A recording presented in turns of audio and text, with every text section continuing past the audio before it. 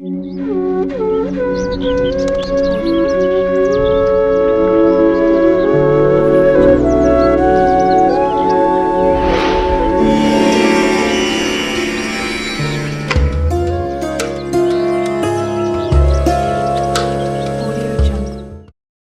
పండుగ హిందువులు జరుపుకునే ప్రధాన పండుగల్లో ఒకటి. ముఖ్యమైన పండుగ. వేద క్యాలెండర్ ప్రకారం ఈ ఏడాది మార్చి 14న హోలీ వచ్చింది.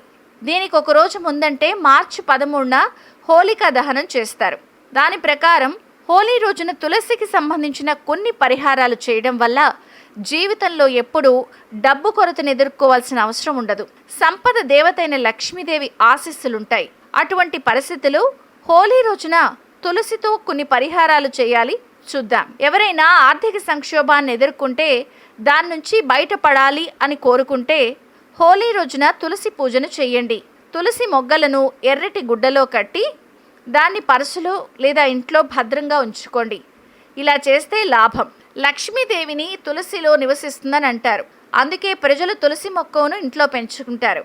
హోలీ రోజున ఇంట్లో తులసి మొక్క నాటడం కూడా శుభప్రదమే. గ్రహ దోషాల నుంచి ఉపశమనం లభిస్తుంది. హోలీ రోజున ఉదయం స్నానం చేసిన తర్వాత గోపాలుడికి అభిషేకం చేయండి. అభిషేక సమయంలో తులసి దళాలను చేర్చండి. తర్వాత గోపాలుణ్ణి అలంకరించి రంగులు వేసి కృష్ణుణ్ణి హోలీతో ఆడండి.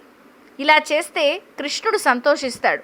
మీకు పెండింగ్లో ఉన్న పనులు పూర్తయిపోతాయి. ఇంట్లో వాస్తు దోషాలు తొలగిపోవాలంటే హోలీ రోజున తులసిని పూజించి తులసి మాతకు రంగులద్దండి. ఈ పరిహారం ద్వారా వాస్తు దోషాలు తొలగిపోతాయి. లక్ష్మీదేవి ప్రసన్నమవుతుంది.